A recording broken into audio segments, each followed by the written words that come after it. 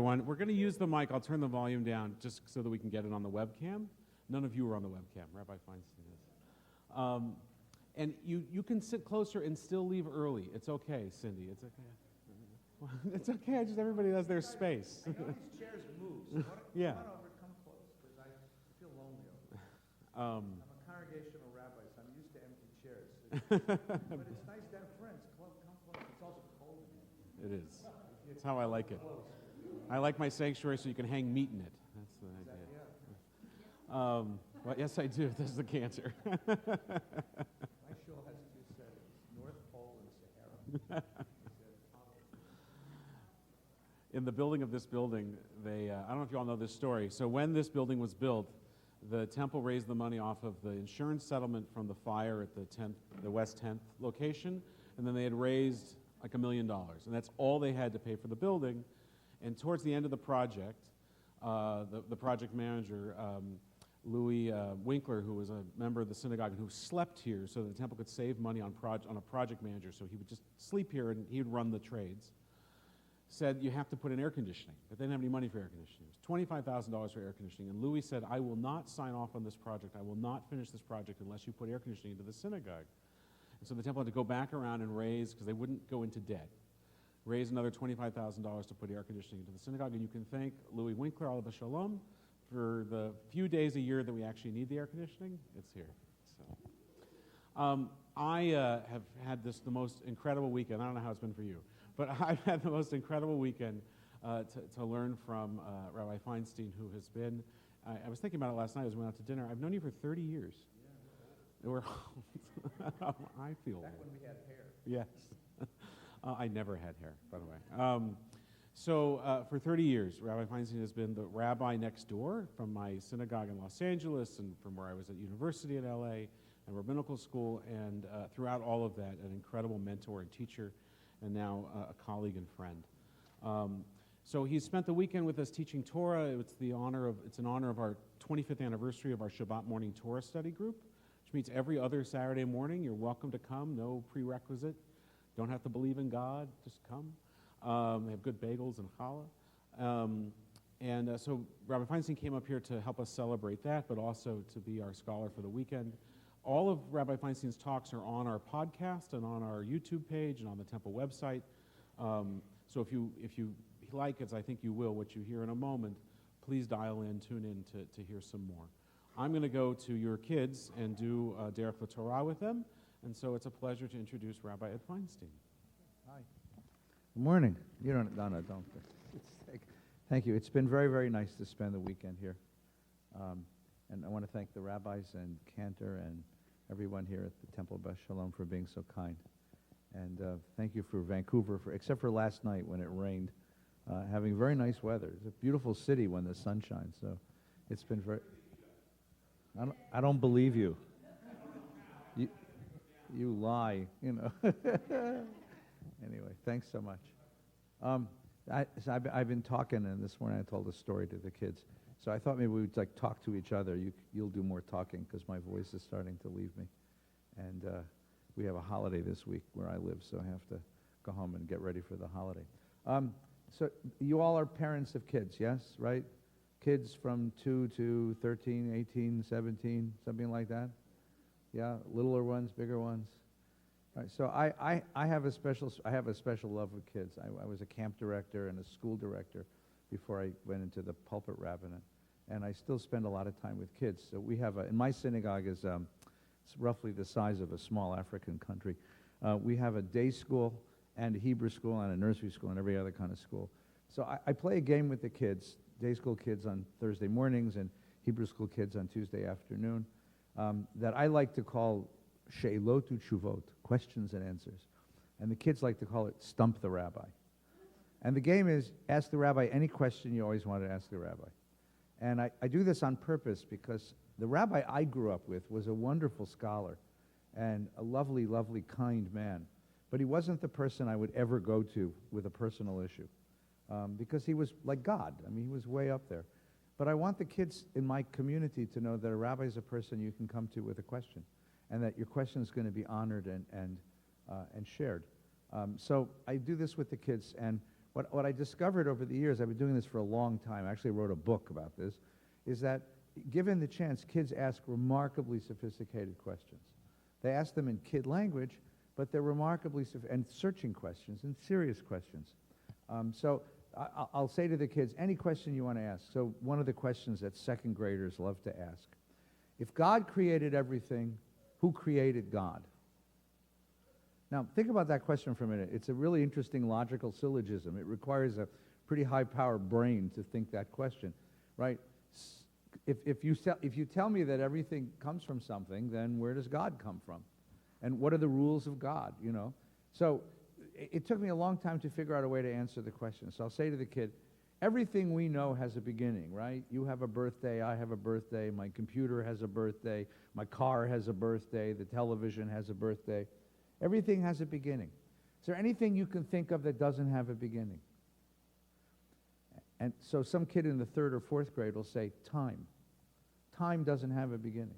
Because if you said time had a beginning, then you could legitimately ask what was 5 minutes before that. So time isn't always, right? If you know philosophy, Kant said it's one of the categories by which we approach reality. Time isn't always. God isn't always. God doesn't have a beginning, because God doesn't have a body, so therefore God doesn't have to have a birthday. Now the question then is, can an always be real?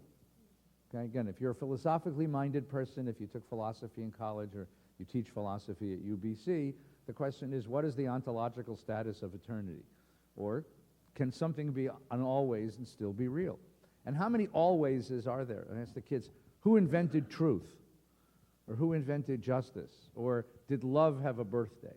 And the kids begin to understand that our world is populated not only by physical things, but by, you might call them spiritual things, that are very important to us, that are very real to us, but they don't have beginnings because they weren't born in a certain way, and we plug into them as an always. So the kids answer, the question is, God is an always.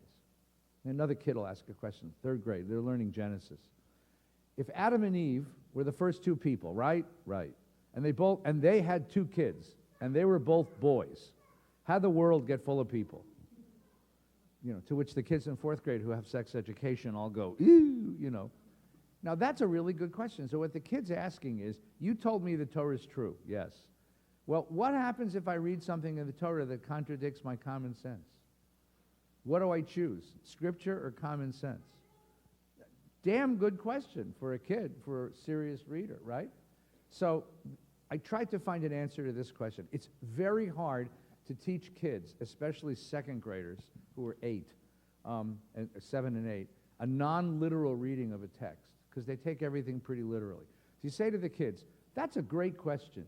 Don't you think that question occurred to the guys who wrote the Bible? I mean, do you think the guys who wrote the Bible were stupid? No, they were very smart. Well, don't you think that question must have occurred to them? If they say that all mankind, all humanity has one family, and it's only boys, like new, right? So what do you learn from that? So I said, try this idea. Sometimes the Torah tells you a story because it wants to tell you what happened. Sometimes the Torah tells you a story not because of what happened, but because that's a story way of telling something true. A story way of telling something true. Now, what could be true about that story if not the facts of the story? Well, let's trace it back. If all of us have the same parents, what does that make all people in the world? And the answer is family. Now, you have to ask the next question carefully. How are you supposed to treat the people in your family? Okay, with love and respect. Now, that's an interesting idea. So I say to the kids, does that make everybody family? Even people who don't look like us? Even people from another place? Even people who don't act like us or behave like us? And the kids say, yes. So what does that tell you about how we walk the world? How when we see somebody, we're seeing a member of our family. What would that be like? And the kids go, ooh, that's interesting. So that's a way of uncoupling that question. Now, here's another one. You ready? I'm going to ask you for your questions in a minute, so get ready, because you have to play the game too. There's always a kid every year, usually in the 4th grade, little girl, who say to me, my mommy was just told that she has something called breast cancer, and I'm really, really, really scared. Right? If I pray really hard, will she get better? Now that is a very painful question. I mean, you understand what this kid has just discovered, right? she's a kid, and she's very close to her mom. Her mom was diagnosed with some form of breast cancer, and the kid's terrified because the kid knows that cancer is associated in some fashion with death. And she knows how serious this is, and you can only imagine the kind of emotional things that are going on at home. So I would love to say to that kid, sure, pray hard, mom will get better, but that's not true. And I don't want her to disbelieve everything I ever tell her. But I want to give her some hope. So what are you going to say? What do you say to that kid? So I say to the kid, a long time ago, I had cancer too. I did. I had serious cancer. And the kid said, oh, you had cancer? Right? And I said, yeah. And here's what happened to me. When I got sick, and I was in hospital for a long time, and I had a lot of very, very ugly medicine, I discovered angels. So you know what I discovered? Angels aren't these guys with halos and harps and sitting on clouds. Angels are ordinary people who do extraordinarily nice things and never ask anything in return. And I'll tell you about some of the angels I met. I met nurses who held my hand when I was really sick, and doctors who'd studied for a long, long, long time to figure out what kind of medicine to give me, and friends who took care of my kids when I was in a hospital, and friends who took care of my friends when they were taking care of my kids and I was in a... I think the world is full of angels, and sometimes it takes something as terrible as cancer to open your eyes and see that they're angels. So let's do this. Let's pray to God that God sends angels to your mom. And let's hope that she finds people that will do these things and make her feel better. Should we do that? And the kid says yes. And so that's the prayer we make. That's the prayer we make. And that gives the kid some sort of hope. These kind of questions kids will always ask if you give them a chance to ask questions. Your kids ask questions like this? Your kids ask hard questions? So here's how you deal with hard questions. So here, I usually have a printout, but for some reason it didn't get made. So rule number 1, always honor the question and the questioner. It's really simple. It is actually a piece of research in education. My doctorate's in education. That if you honor questions, you get 30% more questions. So if you say to the kid, what a great question. That's one of the biggies. That's a fabulous question. Now, careful though, you don't have to answer it right now. You might be making dinner, and your kid wants to know where grandma went when she died. And you just don't want to get into that right now. Right? I had a friend of mine who was driving the carpool home from school, and it turned out that the 5th graders had sex education, and she had a mixed carpool, and the 5th grader in the carpool was explaining to all the younger kids in the carpool how babies get into mommies and how babies get out of mommies, and one of the kids crawled up to the front seat and said, Mommy, is that true? Is that how my brother got into you? Right? And the mother decided that probably wasn't the best way, while dealing with rush hour traffic, to try to explain the dynamics of human reproduction. So what you simply do is say to the kid, that is such a good question. This is such a bad time to talk about it. But let's make a time together, and we'll make sure that we talk about it. Okay? In classrooms, what we do is put a box in the back of the classroom called the question box. And you write your question on a card, or the teacher writes it for you. We put it in the box, and then we have question time each week. You can do this at home by putting something on your refrigerator. Jewish families, all truth is on the refrigerator. You ever look, the refrigerator looks like the 10 Commandments. It looks a lot like that, right? It's big. So have a corner of your refrigerator, which is the question corner, and you can write down the question or just write a note about the question, and then when you have some time, say before bedtime, that's a really good time to address kids' questions. But don't forget to address the question, because if you forget to address the question, what you're saying to the kid is, I don't respect your question. You want your kid to respect questions. Why? Because if your 4-year-old wants to know where grandma went when she died, and your 7-year-old wants to know how that baby got into that mommy, when she's 16 and has a boyfriend and wants to sleep over at her boyfriend's house, she might come and ask you, which is what you want. Trust me. Okay? So you have to honor the question and the questioner. That's rule number 1. Okay? Here's rule number 2. Everybody okay so far? You good? Is this helpful? Okay, rule number 2. Figure out what the kid is really asking. The famous joke. Kid comes home and says, Mommy, Daddy, where did I come from? These are progressive parents. They take out the pictures, the videos, the whole slideshow on human reproduction. Kid sits for 3 hours and says, oh, that's really interesting, Mommy. Bobby's from Chicago. Where did I come from? That's called answering the wrong question. When a kid asks you a question, you got to ask yourself the following thing. Is this a cognitive question or an emotional question? A cognitive question is, I just want to know. An emotional question is, I'm scared or I'm disturbed, right? If the kid asks you, where did grandma go when she died? Or Jimmy's parents are getting divorced, what does that mean? It could be a cognitive question. What does it mean? Where did grandma go when she died? I mean, it's a perfectly legitimate question of fact, right? Or belief. Or it could be an emotional thing. I just figured out that grandma was mommy's mommy. If mommy's mommy can die, that means mommy can die. And then who would take care of me? The thing kids fear most is being abandoned.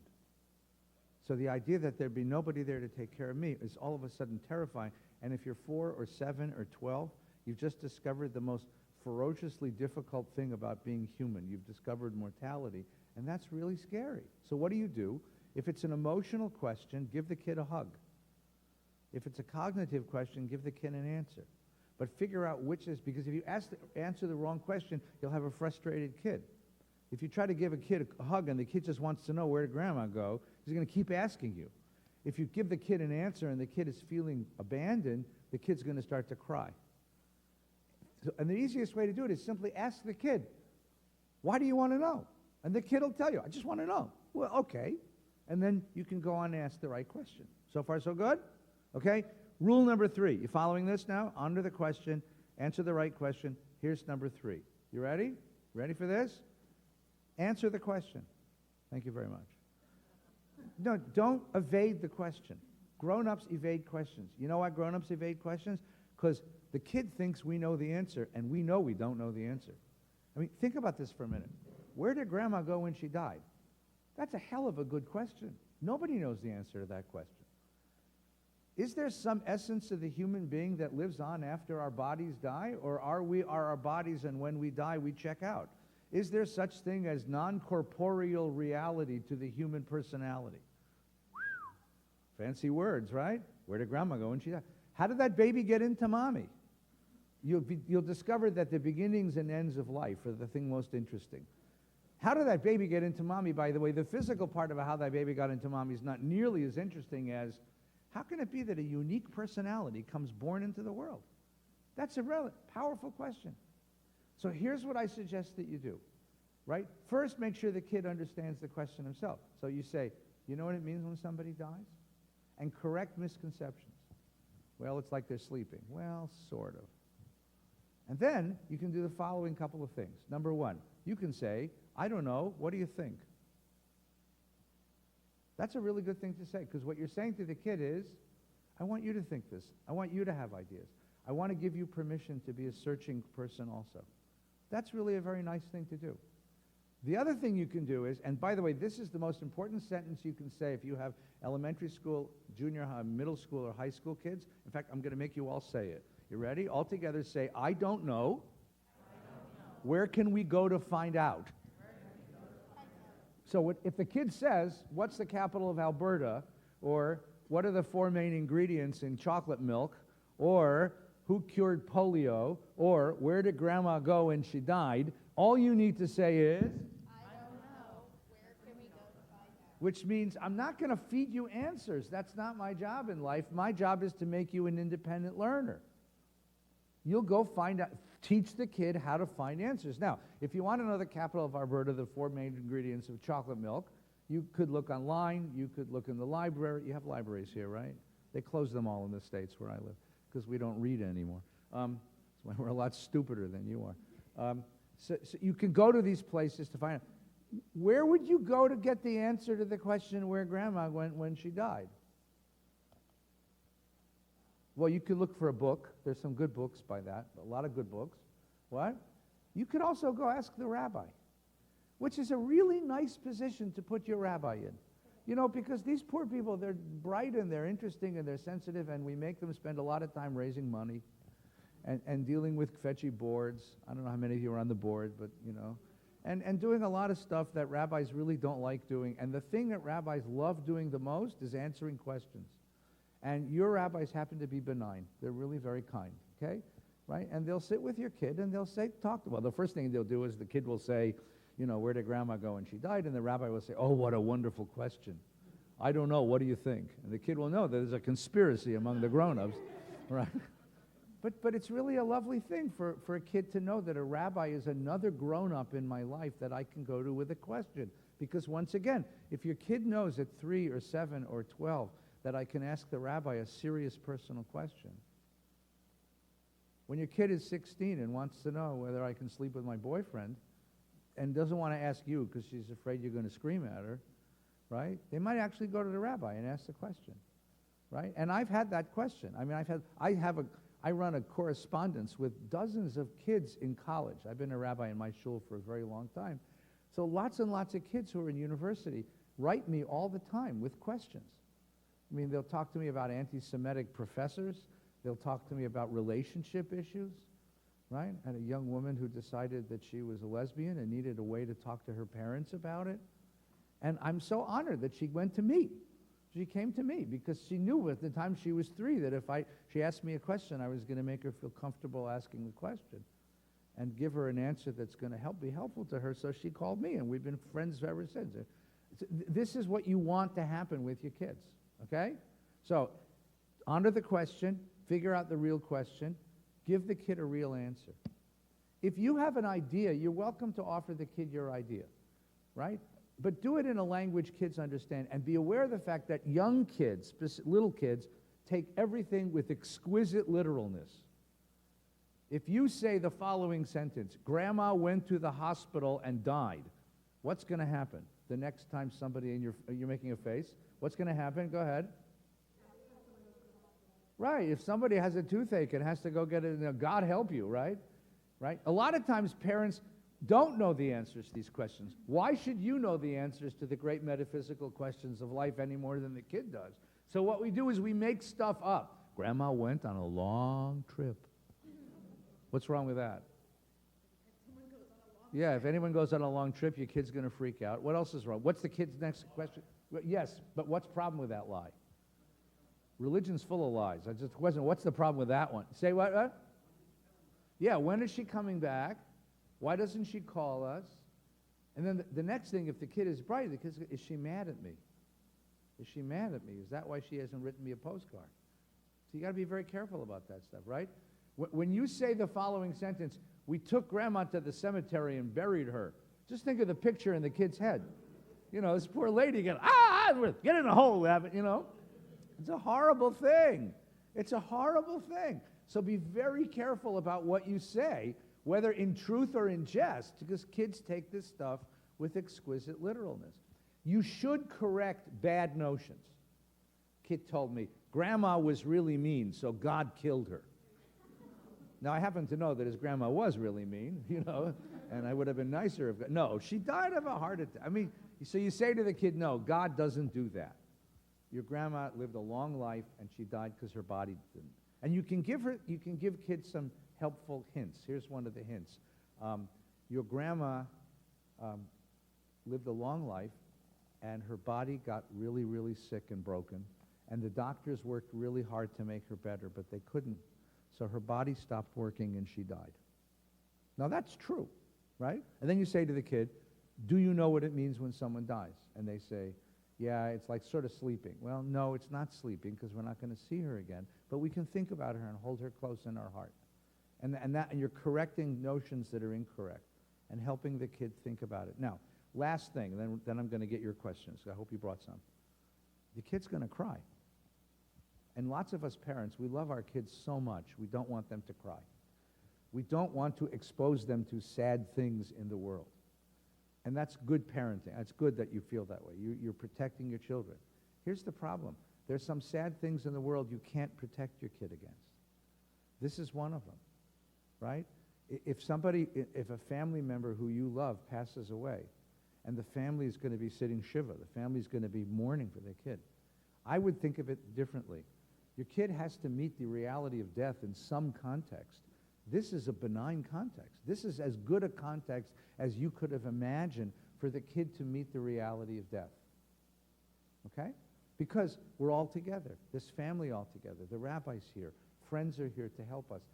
Let the kids see that this is the way the community grieves. Just give them some strength, give them some ability to do it. So here's the philosophy that I hold to. And if any of you are shrinks, you can tell me if I'm wrong. In the same way that if you cut your finger, it will heal in 3-4. You put some Neosporin in a Band-Aid, and in 3 days it will heal. If you have to accept tough news, if something hurts you, it will heal. Your soul, your personality has a healing factor. Yourself has a healing factor that's the same as a physical healing. It just takes a while, and there's a process called grieving by which we heal. So the kid is going to cry, but that's good. And then you give the kid ways to grieve. You say, let's make a picture of the best time we spent with Grandma. Let's write a letter to Grandma. Let's do something. Let's write a story about Grandma. Let's gather pictures of Grandma. I mean, I'm sorry to pick on grandmother. I should pick on grandfathers for a while, right? But the idea is give the kid ways of grieving, because kids don't understand shiva and shloshim and, torn clothes and funerals. Kids understand pictures and stories and things like that, which all of us do, by the way. So what I'm suggesting is this. The way that kids grow is by asking questions. Kids naturally ask deep philosophical, religious questions. Don't be afraid of them. Your parents, you're in a wonderful position to help your child grow. And if you do need help, you have wonderful assistance among the rabbis here at Beth Shalom. Okay? Let's stop there. I got lots more to say, but anyone have a question their kid has asked them that they've always wanted to sort of help figure out an answer? We're all here to help you, okay? Want to help me? Yeah, please. So, Hey, you want to talk in the mic so you can think. hi, I'm returning to the temple because my oldest is doing his bar mitzvah this year. And unfortunately, because of the time we've been away, that leads to him saying, why am I doing this? What is the point? And when I'm done, I am converting to atheism. Oh, good. That's great. You know what? He's the only one. No other adolescent has ever said that. Your child is just weird. I'm kidding. That was a joke. Please, good God help you. It's going to get worse. Anyone here parenting an adolescent? Adolescent is anyone from the age of 8.5 to 35 in our culture. So I get this a lot. In my shul, the kid will announce the week before the bar mitzvah, after the $50,000 has been paid to the caterer, I don't believe in God. I don't believe in the religion. I think this is all nonsense. I don't want to have a bar mitzvah. So the parents freak out and they bring him to me.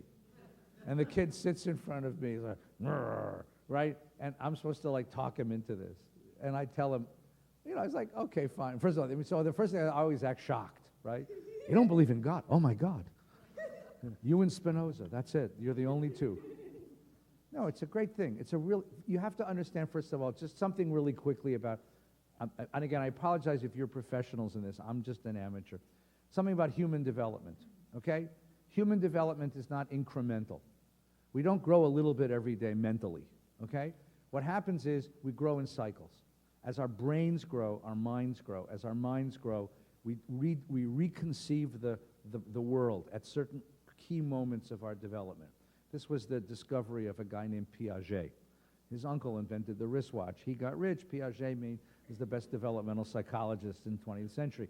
So Piaget says that you go through these moments. That's why, by the way, the kid will ask you the same question at age 4, at age 7, at age 11, at age 13, at age 17, and then again at age 35. Where did Grandma go? And it's not because your kid is a wise guy and didn't hear it the first time. It's because at those ages, the brain keeps growing, the mind grows, and reconceives reality. At age 13, 12 or 13, your kid is entering not just adolescence physically, puberty, he's probably growing out of his sneakers and smells funny every night, but also because he's reconceiving his world. And in reconceiving his world, what's happened is that the notions he held on to before are no longer sufficient. In the very same way that he can't fit into those adorable, cute outfits that he wore when he was 4 and 5, he can't wear the same ideas now that he's 13. So the idea of God that you gave him when he was a little kid, he's just outgrown it. In other words, the kid who says, I don't believe in God, and I don't want to have a bar mitzvah, that's perfectly normal. Don't yell at the kid. Don't run off and get therapy. Although here it's paid for, right? So maybe you should. But here's what you should do. Here's what, first of all, you should bring him to the rabbi. That really is a nice conversation. You have, again, cool rabbis. And what the rabbi is going to say to the kid is, tell me who God is. What do you mean by God? And the kid's going to say, you know who God is. God's God. No, I really don't. It's a very slippery word. What do you mean by God? And the kid's going to say, God is a spirit who lives in the sky and gives good things to good people and bad things to bad people. And the rabbi's going to say, oh, no, that's wrong. That's not God. That's Santa Claus. I don't believe in him either. And the kid's going to say, but you're a rabbi. Translation, we pay you to believe in all this nonsense. Yes, but I'm also an intelligent human being. I don't believe in that because I've lived long enough in the world to know that's not the idea. And the kid says, then what is God? That's the question you wanted to get to. That's the bar mitzvah question. What is important in my life? What is the source of meaning in my life? What gives me a sense that the world is right? So then I try to give kids other ideas of God. And I'll say, I'll give you a couple of ideas if you want to think about it. And he says, okay, give me an idea. I say, okay, you ready? I said, stand in front of the mirror. Touch your head. Touch your shoulders. Touch your tummy. Touch your tush. Touch your knees. Now touch yourself. He said, what? You know, self, you. Touch yourself. He said, I don't know what you mean. He said, you know what I mean. You just can't touch it. Right? Now imagine the following proposition. Here's a proposition. The whole universe is one body. And God is the self of the universe. If the whole universe is one body, that makes us what? Cells in the body of God. We are all cells in the body of God. Right? In your body, you have liver cells, lung cells, heart cells, brain cells. They do different jobs, but they're all necessary to keep you alive.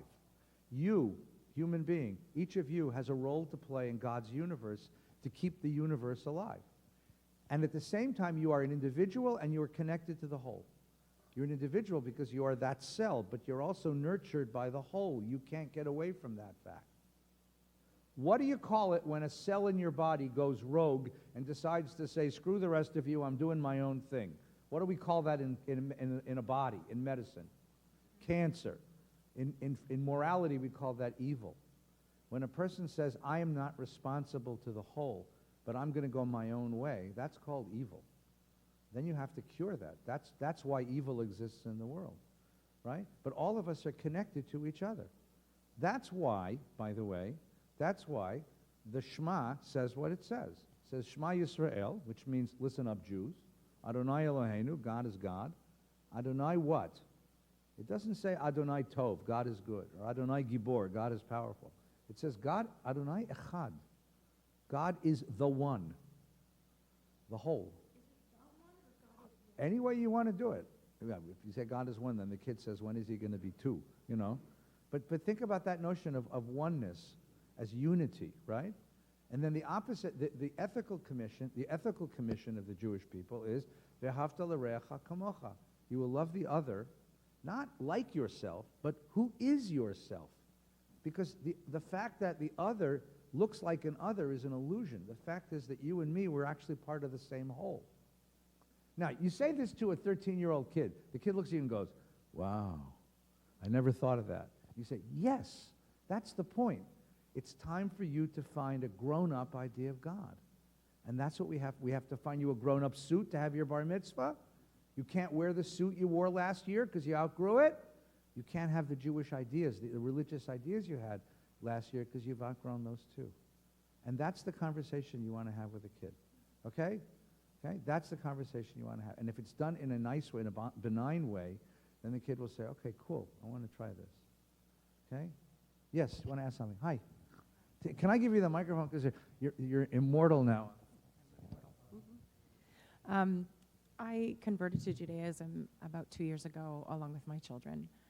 They lost their dad to cancer when they were very young. And my son is doing his bar mitzvah, and I'm enjoying going to classes with him, and he's got lots of questions. And my middle child is, engaged. She's got lots of Jewish friends. She goes to Shabbat. She goes to USY trips. But I have a 16-year-old who was never raised in any formal religion. And we do have the subject of God come up, and she does say that she's an atheist, and I'm trying to reach her. And I feel somehow as a parent I've failed her. But how do I get her back? She's too old to do a bar mitzvah. She is Jewish, like she's done in the she's gone to the mikvah, but And, I'm struggling with that. First of all, you haven't failed as a parent. If your kids are still sane after going through what they went through, then you're a hero. So stop thinking you failed as a parent. That's not fair to yourself. It really isn't. Again, every teenager is an atheist. There isn't if a teenager tells me, oh, I believe in God, I worry. Right? I mean, every teenager is an atheist. Right? I mean, because an atheist, and they're not an atheist, they're a skeptic. They're asking questions. They're throwing off the ideas they heard as kids and looking for grown-up ideas of God, grown-up ideas of everything. That's just where they should be. Your kids are great. Your kids are great, right? The question is, can you keep the door open for those explorations? Can you not force them? Because when a kid says, I'm an atheist, what they're saying is, I don't believe in this authoritarian God. Well, look, we all grow up with God because we all grew up with parents who are bigger than us, right? Freud had this whole idea about, the papa. You have to throw off that God over you in order to say, I am somebody. That's perfectly great. Now, let's look for other ideas. And what I would suggest that you do for your oldest one is to do something similar to what you did for the other ones, which is forget God for a minute. Give her community. Give her a circle of Jewish ideas, of Jewish experiences and people that she can admire. She's a she? Yeah. That's beautiful. I tell kids, okay, don't believe in God. What are you doing Friday night? Come to Shabbos. Why? Because you'll sit at the table and we'll have challah and wine and we'll talk and we'll eat and we'll sing and we'll tell stories and we'll have a moment of connection, right? I send kids to university, same thing. Every college freshman is an atheist, but they love Shabbat. I mean, because I'm looking for connections with other people. That's what's more important, okay? Then you can, if you want, when you have moments, you can have these conversations about what you believe and why you believe what you believe, which is really wonderful for a kid to hear a parent level with them, right? That's what you need to do. But stop this failure business. No, I just want you to feel good. Feel good. We're all here to love you. Someone give her a hug, okay? Yeah. Yeah, well, she's a part of your family, that's for sure. She's part of your life and your soul, that's for sure, right? Right. But this is what, and then if you want, to have a chance to begin to talk about these things, about being part of a people, right? Being part of something is what every kid wants. Being part of something bigger than myself. Forget the God part. Become part of a community. That's where I would start with that kid. Good. Good. And this kid will find her way too. This kid will find her way. Yes, please. Okay. So my kids are 6 and 8. 6 and 8. And my partner's not Jewish, but not religious. Okay. But we do Christmas, and they can go to secular school. And a few weeks ago, I got that I believe in Jesus. Good. Yeah. So here we go. What does she or he? So my 8-year-old daughter. What does she believe in Jesus? Well, this was the thing. So I was just tried to give her my mom's version of the answer and the Jewish, Jesus was an important person, and he was a Jew, and we're Jewish, and we believe he was, a good person, but he's not our God. Okay, all right. There's my spiel. First of all, you're doing fine. You're doing fine, okay? It's a very interesting question. It's very sweet. It's very sweet. Your kid is shopping. She before she's out of your house, she will do Buddhism, Hinduism, atheism, a lot of atheism that's coming. Your kid is shopping. It's wonderful. It's like going, you have malls here, right? I live in LA. That's all we are is one giant mall. Like your kid is shopping, right? Jesus is one, first of all, part of saying, I believe in Jesus, let's see how mom reacts. Right? It's like, when they're 4 and they learn all those nerdy words, and the kid walks around the house going, penis, penis, penis, penis, penis, penis. Because the cool thing about being a 4-year-old and using that word is like all the grown-ups jump when you say it. It's so cool, right? Well, when you're 8, you can get your mom to jump by saying, I believe in X, You see how that works? It's an amazing thing. It's great. What is the kid looking for? The kid's looking for, what team am I on? Who am I? What do I believe in? And I'm trying to figure this stuff out.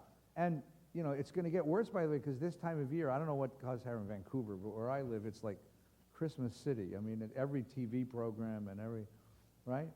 So that it's what your kid is experimenting with this stuff, right? So the question is, what do you believe? Who is Jesus to you? What does that mean to you? What do Christians believe? Right? I would let the kid explore it. I'm not afraid of that. I'm really not afraid of that, right? I'm actually probably more benign with an idea that a kid believes in Jesus than a kid believes in Nintendo, you know, because most of my kids go materialistic crazy this time of year. They all go to the mall and want to buy stuff, right? The idea that your kid is interested in faith and issues of faith and what that means is actually probably better for the kid. So explore it with her. And know that this will go, and then the next thing will take its place, right?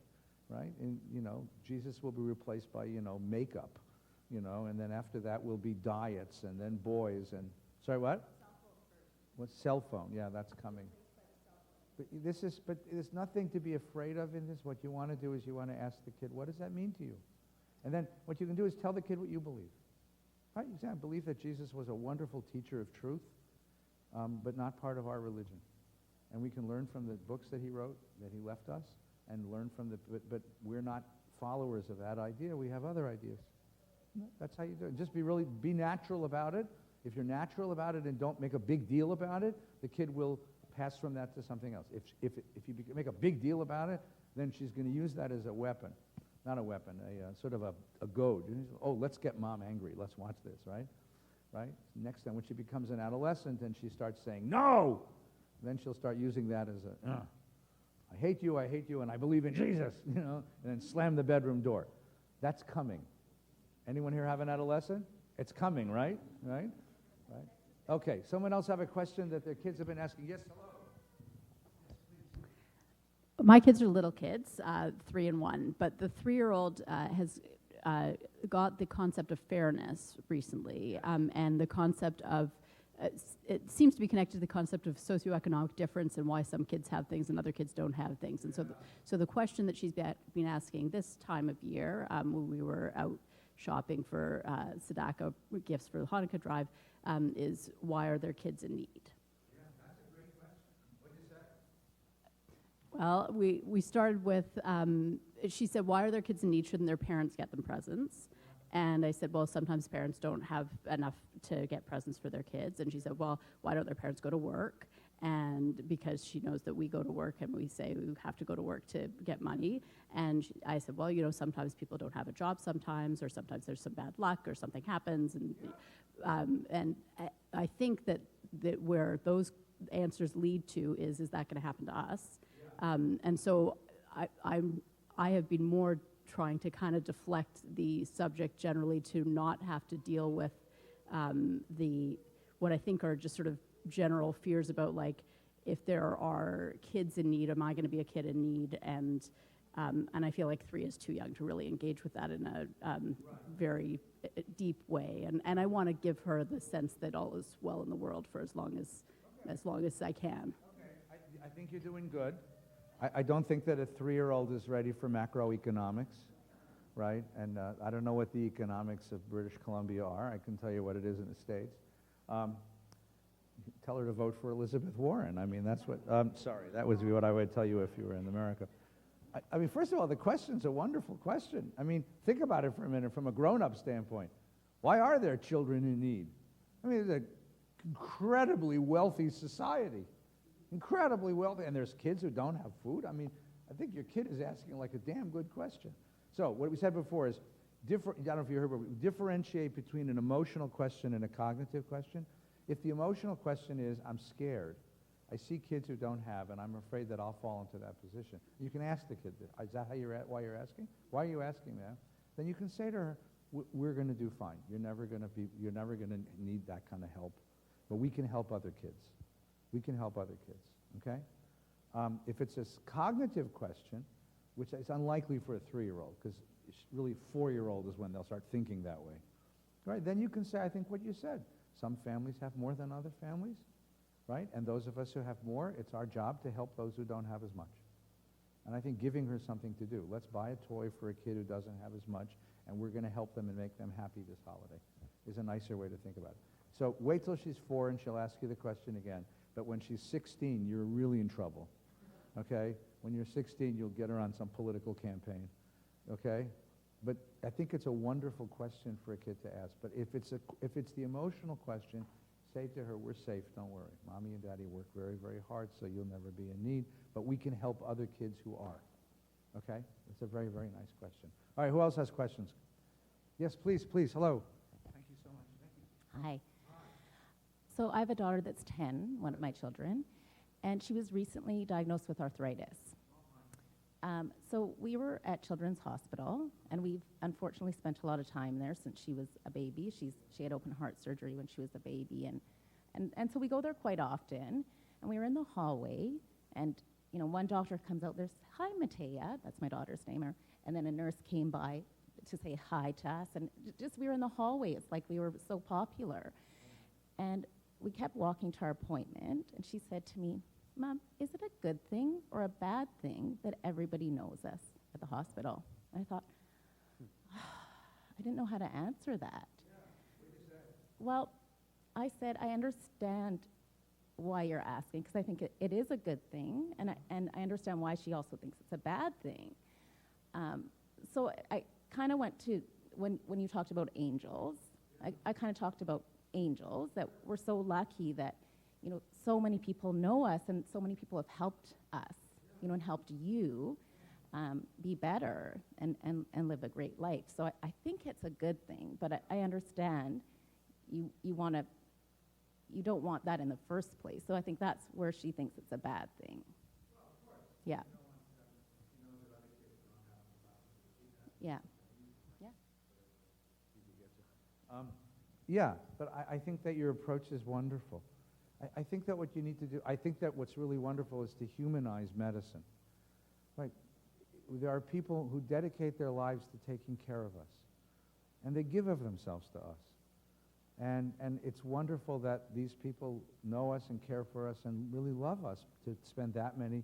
When I was sick, I was sick twice. The first time my kids were very small. So one of the things that I did was, because they were kind of terrified, I had colon cancer, and then it metastasized. So I took the kids to the clinic one day, because I was going to go to chemo once a week, and the kids were terrified, because I'd come home sick as a dog. So one of the days I didn't have chemo, I took the kids to the clinic, just to show them where I go. And I introduced them to the nurses and the doctors and the techs who take care of me. And I wanted them to understand that these are people who have dedicated their lives to curing abbas, curing daddies, and taking care of people who are sick. And how wonderful that was. And I think that's what you can say to your kid too. Isn't it wonderful there are people in the world who've studied, went to school for years and years and years and years to learn so much science, and are so kind and so good that they take care of us? I think that's a marvelous thing to be able to say to a kid. Yeah. Yeah. Right. Yeah. Oh, wonderful. That's marvelous. I think it's wonderful. I think that your kid should understand that this is how we care for each other. And that's a beautiful thing that kids have that she has that sensitivity, that people know me and care for me. The kid wants to know, does anybody care for me? Am I alone in the world? Am I alone in my suffering? And the idea that, no, there are people who are fighting to make you better. It really helped my kids to meet the people who were taking care of me, because they understood that I was part of a circle of people who were really working hard to take care of me. And that really gave them a lot of confidence as I got better. It really helps. I think it's a wonderful, I think your answer is a perfectly good answer. Great answer. Good. Someone else have a question? Yes, please. Yes, hi. You all know each other, by the way? You should know each other. You're all nice people. Hi. I have 3 girls, and lots of questions, but I'll address one. My middle daughter is going through her bat mitzvah training. Thank you. And we don't have a ton of family here. So she doesn't really see Jewish life and how it is with tons of family. My family's in New York. And she's watched my older daughter have a bat mitzvah, so she knows, what has to happen.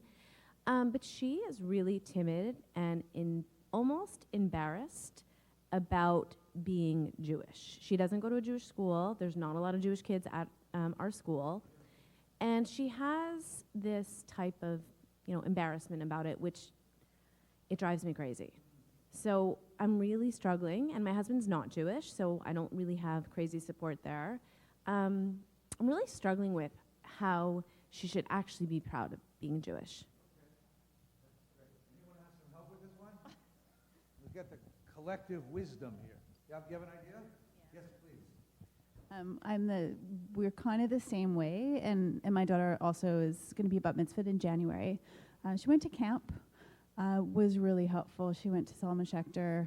She's been going for 3 years. It gives her a big Jewish identity. We have in my family too, my dad has been my dad for my entire life, but not by blood. And he's not Jewish, but so we've had like a bit of Christmas, and this time of year is terrible.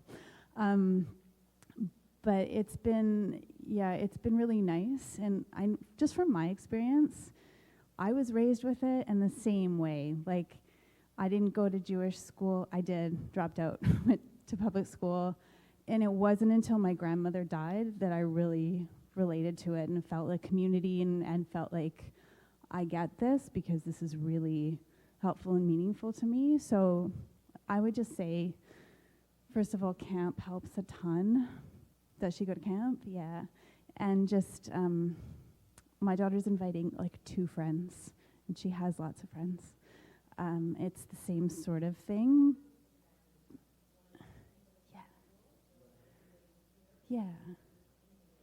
Yeah, totally. So I would just say, like, yeah, you're totally not alone.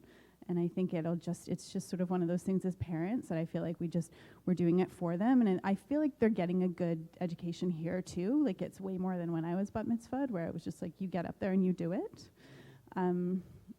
So I think it'll come. So not really any like really useful things. A 13-year-old, their whole life is plagued with one deep question: am I weird? The opposite is, am I normal? Right? Where do I fit in? Who am I? It's really hard age. I mean, the Jewish tradition did a number on us by saying we put bar mitzvah at 13 because it's like the weirdest age. Your body's going crazy. Your mind is going crazy. Your social groups are going crazy. We say, oh, good, get up on the bima in front of hundreds of people and perform. It's like, oh, my God, right? So a kid wants to know, am I weird? Am I normal? Do I fit in? Right? It's a very, that's what a 13-year-old is all about. And anything that makes me weird is really difficult to deal with, right? From a zit on the end of your nose, which happens all the time because that's the way your chemistry is, to I'm not wearing the clothes I should be wearing, to I didn't answer an email and now everyone's mad at me, to God knows what. There's this, and there's an emotional drama to this. So this Jewish thing is, if I'm not in a Jewish environment, I'm in a secular school, does this make me weird? Are people going to look at me and think I'm goofy, I'm weird, I'm strange? Perfectly normal kind of thing for a kid to do. So the answer, first of all, is to tell her that, is to explain to her that she's not weird, she's wonderful, that bar mitzvah is a wonderful thing, that lots of her friends and other kids are having ceremonies of different kinds, and that maybe maybe there's 1 or 2 kids from school that she would invite who will enjoy this and will get it. And the fact there's actually, if you want, there is a TV program. I don't often recommend television, but there is remember the show The Wonder Years? Go online. The Wonder Years. It was about 2 little kids growing up, right? Yeah, Fred Savage, the older one. Yeah, Fred. Look up The Wonder Years Bar Mitzvah episode. It's on YouTube. You can get it. It's a 22-minute sitcom about the kids' bar mitzvah. Okay? Now, the Fred Savage character, ironically, Fred Savage is Jewish. His cousins belong to my shul. So I sat with him in shul. But the Saravino kid, the other kid, he's not Jewish. The character is Jewish. So Fred Savage's friend is having a bar mitzvah, and Fred's invited to the bar mitzvah. All right, and it's a 22-minute TV show that's adorable about what a bar mitzvah is and how the non-Jewish kid ends up envying the Jewish kid because he has a ceremony, and at the end he goes to the ceremony. It's really worth watching, and your daughter might really enjoy it. And what you got to do is, in this and in everything else, you have to reassure the kid that she's somebody who is worthy of respect and love, okay? Whatever she is. And that it's normal to feel, I don't want to stand out as weird. But you know that? It's the stand out as weird stuff that makes us who we are. And eventually she'll find that inner strength and she'll be proud. Okay? But at the moment, this is exactly what she's going through, and it's pretty typical. See, cognitively, what's happening is the cognitive development of a 13-year-old is for the first time I can imagine how I look in the eyes of others. It's called self-consciousness, but it's really other consciousness. I project my own image into the eyes of the other and look back at myself. That's why they primp in front of the mirror, because I'm so worried that, they're going to see me and see how weird looking I am. Oh my God, can you believe this? I have a zit right here. That's what the but it works in every other way as well. People will see me as being strange, and that's what she's worried about. And you just have to reinforce the idea of, you're not strange, you're wonderful. And every kid has family. And I would use the language of family here. Kids are embarrassed by their families too, but you might as well use it, which is that being Jewish is part of being a family, and you're so lucky to have a connection to the Jewish family, which is an ancient and powerful family, and it's a family that gives you a lot of love. And that's what your bar mitzvah is. Yeah. All right, good. Well, New York is a Jewish city. Lenny Bruce used to say, if you live in New York, you're Jewish even if you're Catholic, and if you live in Nebraska, you're Goyish even if you're Jewish. But that's exactly right, because there she feels. There you go.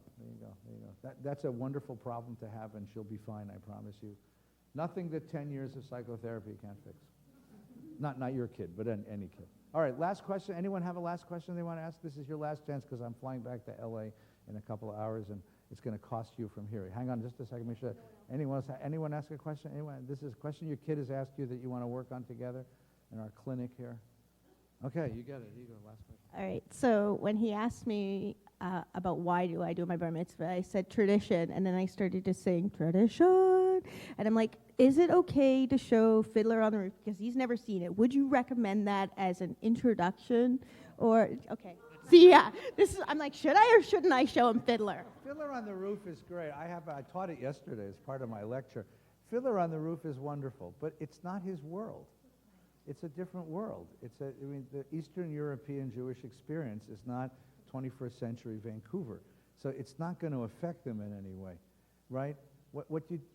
And using the word tradition, it's a great word. It means we're going to do what we used to do. But kids don't understand that. Why would we want to do what we used to do? In fact, the world they live in, everything that's good is new and improved and revolutionary and innovative and entrepreneurial, not what we used to do. The answer to that is, why do I have to have a bar mitzvah, right? And the answer, you want to get away from the have to, right? What you want to say is you're having a bar mitzvah because we would like to celebrate the fact that you're becoming a grown-up. We can still see the little boy you were or the little girl you were, and we can begin to see the woman or the man you're about to become. And this is a very special moment for your family, for your parents, for your grandparents, for your family, and for you. And it's a chance for you to think about what kind of person you want to be. So what kind of person do you want to be? One of the things we do in my shul, I'm sure you do something similar here, we ask parents to write their kid a letter. I use letter writing as a technique for all life cycle moments. So when a family has a kid, I make them write the kid a letter. Dear Junior, here's the names we chose for you, and here's what Mommy and Daddy have decided life is all about. And we read that at a baby naming. When a couple has a wedding, I make them write letters to each other. Here's why I chose you, okay? And I use that when I want to talk under the chuppah. When a family has a funeral, I have them write the deceased a letter. Here's what you meant to me. That becomes a eulogy. In this case, write your kid a letter about what it means to be a grown-up. What is success? What is success? What does it mean to be a success? See, our culture has a certain image of what success means, but I think it's too small. And I think our kids imbibe that from the culture just automatically because they breathe it. But the problem is it's too ordinary, it's too mundane, and it's too material. They all want to go to college, get a good job, and live in a big house and have money. Really? That's all you want? I think you want more than that. Being a success, being happy in life, having a fulfilling life is more than just the material stuff. Nothing wrong with material success, trust me. But we want more than that for our kids.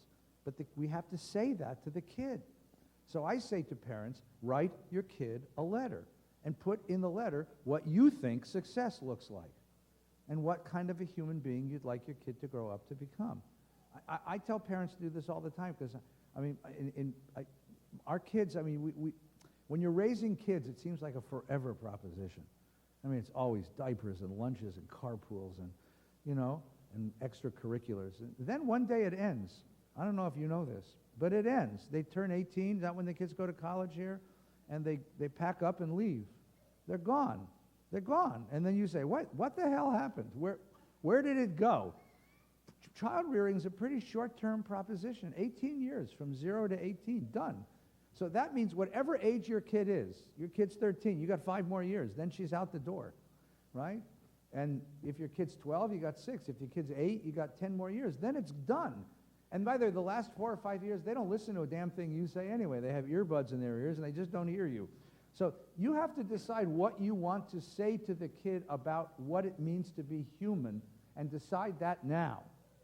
Because that becomes table conversation. That becomes bedtime stories. That becomes who we are as a... And let me tell you something. This is my sermon, so I'm waving a finger. You see me yelling at you? If you don't assertively parent your child by talking about the values you hold dear, the media culture will do it for you.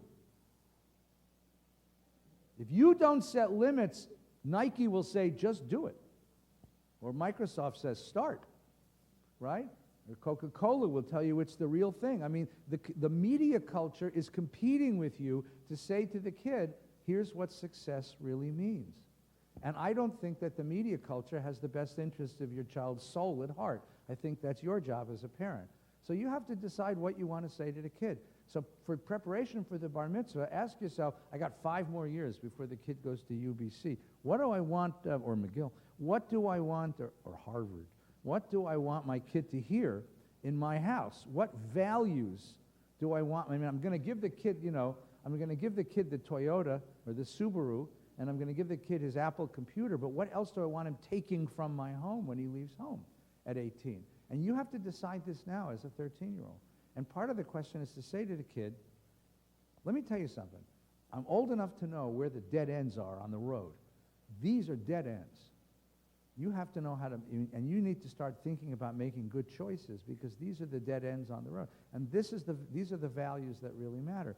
If you make the bar mitzvah less about the ceremony and more about this moment of life and what we need to learn together, it'll be a more meaningful experience.